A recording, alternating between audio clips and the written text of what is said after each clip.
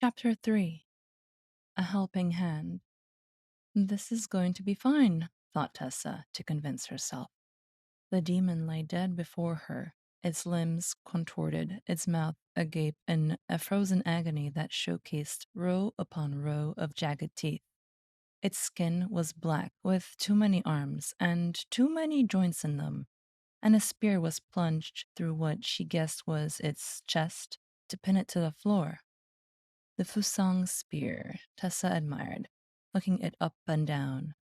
This was the legendary relic she had been seeking. It was one of 10 she would need to complete her ritual, and it was finally within her grasp. I just wish someone had told me it was attached to a demon. She knelt and placed her finger at one of the demon's wrists. No pulse. That was a good sign, but perhaps demons don't have hearts? She stood and placed her foot against the creature's head, then gave it a kick. Then another, quite a bit harder. Her toe began to throb.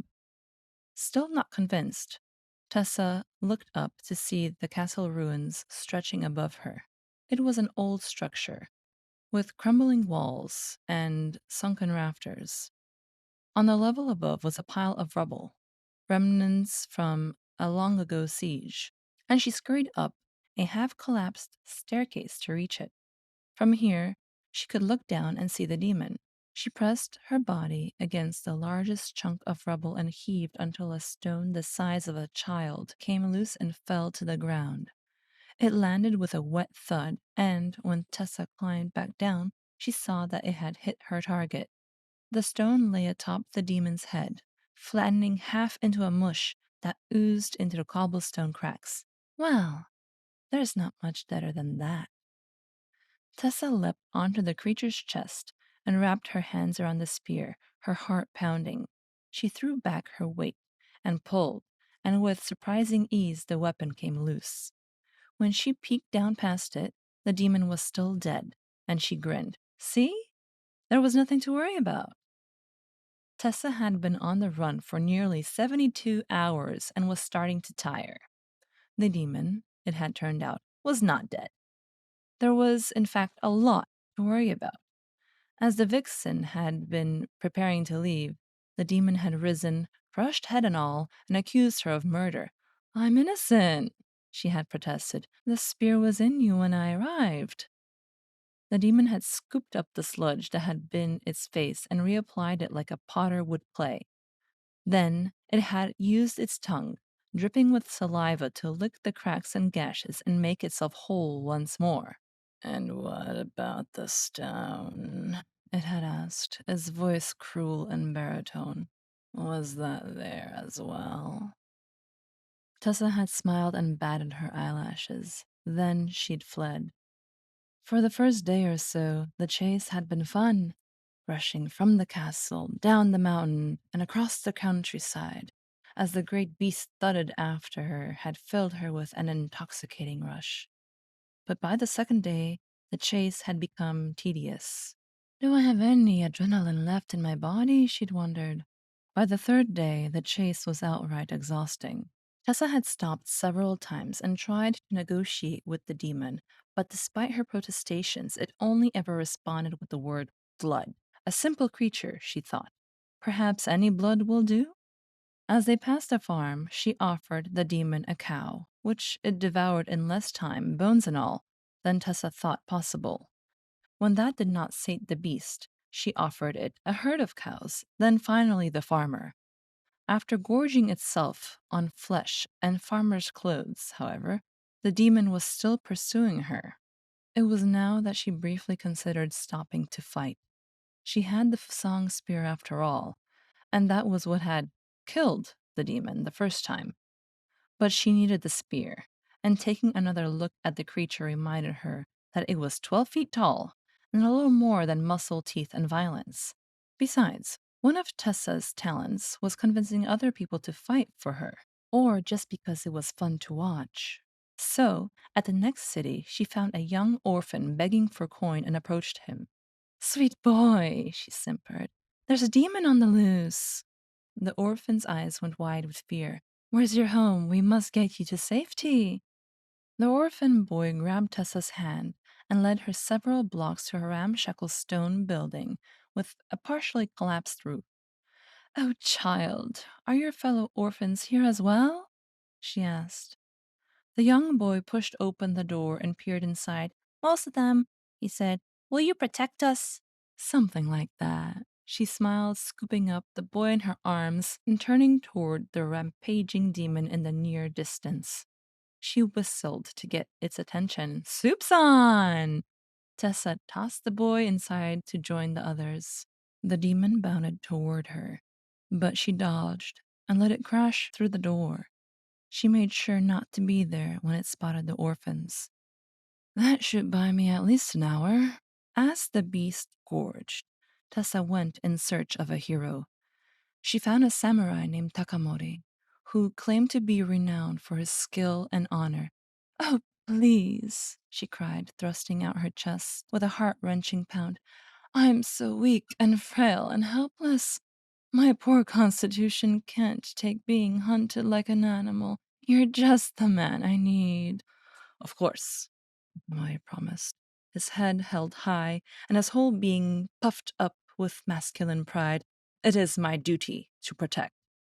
"Ah, thank you, you're my hero. There's just one thing." Tessa lowered her gaze demurely. I have no money to pay for your services." "Worry not," the samurai assured her, smiling and placing a hand on her thigh. Tessa approached the demon and found it picking its teeth with an orphan's femur. "Had your fill?"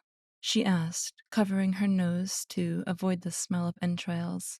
"Blood." The demon belched and started toward her again, but this time Tessa held up a hand to stop him. "About that." She would have to be clever to pull this off. "It's very clear that you have a fondness for blood. A connoisseur, I'm sure. But haven't you ever wanted more?" She smiled and held eye contact, then looked away with feigned shyness. She was trying to flirt, but it was difficult when you couldn't be sure the bubbly things were its eyes. It grumbled, "More blood?" "No, no, silly. What I mean is, haven't you ever wanted something greater? Perhaps between all the hunting and killing, you could do with a bit of love?" The demon cocked its head, looking downright befuddled. "I love blood," it said, making a genuine effort to understand. Not very bright, was it? Well, that could work to her advantage, too. "Yes, you do love blood. And what about a woman's love?" Tessa slunk forward, sensing the demon's vulnerability, however temporary it might be. "Have you ever had that?" She took the demon's paw, wet and sticky from its feast, and caressed it with her claws. "Because I've always wanted a strong, virile demon inside me. That would be so exciting and fulfilling." The creature's black cheeks flushed ever so slightly. It was quiet for a long moment, then, much to her delighted surprise, it cautioned, "Not know how." "Then let me show you," she purred, pulling it close. She leaned in for a kiss, brushing her lips gently against one of the demon's faces, then pulling away. Mmm. But ours cannot be just any carnal love. You deserve more than that. When you penetrate me, it must not be bodily, but into my very soul." The demon still seemed bewildered. "Hot blood," she said. "Hot blood," the demon whimpered, barely able to breathe. She gave it a teasing little tap on its, whatever approximated its nose in the shifting mass of blackness. "Wonderful. Meet me tonight. I'll need time to prepare myself." Tessa approached the samurai, Takamori, and told him of her plan. She would lure her pursuer to bed while the samurai waited in the closet. When the creature was occupied, Takamori would leap forth and deliver a killing blow. But when she described the demon, a dark expression clouded Takamori's face. "Has my fate truly arrived?" asked the man, staring mournfully into the distance. Your what now? The man remained silent, and Tessa watched as an entire history seemed to play across his face. Growing bored, she kicked him in the shin. Sorry, apologized the noble samurai. But if the demon is as you describe, no simple sword will cut it down. It cannot be killed. It was subdued once and pinned with the Fusang spear. No doubt some fool pulled the spear out. I am sure their suffering was punishment enough for their hubris.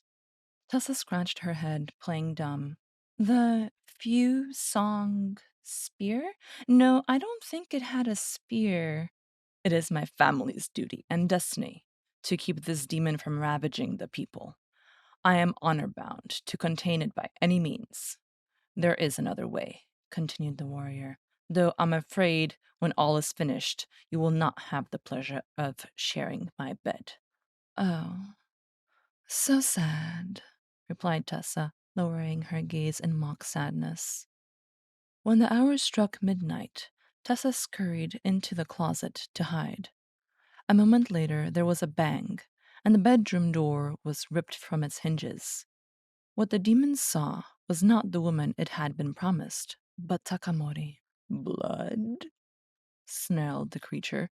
No hot blood? No, but we'll make much better companions. The samurai leapt forward and grabbed the demon by a wrist. Though it tried to pull free, the man's grasp was remarkably strong. Now cease your havoc, once and for all. The demon's limbs began to twist and turn, its skin to boil. As flesh peeled away, it revealed bones and innards as black as the creature's skin. Takamori pulled the beast closer and placed his hand on its skull. The creature's bones cracked and crumbled into a dark smoke. Then the samurai opened his mouth and inhaled, sucking the vapor deep into his lungs. The demon was gone. The samurai seemed a little wobbly. Something like a burp came out of his mouth. Tessa peeked from the closet. Is it done? It is, whimpered the man as he fell to his knees with what looked like a horrible case of indigestion. And now, you must leave. I don't want to endanger you. I must struggle with the demon to keep him contained. If only I had the Fusang spear. Right, right. Before exiting the closet, Tessa took care to make sure her spear was wrapped and hidden. She walked to the door, then stopped and turned to Takamori, whose eyes were swirling with blackness as he tried to contain the wretched beast. I don't know if it helps, but I heard there was some kind of demon spear in a castle back east, at the junction of 3 rivers, below white cliffs of chalk. Thank you. I will head east immediately. As for Tessa, she would be going west. End of chapter 3.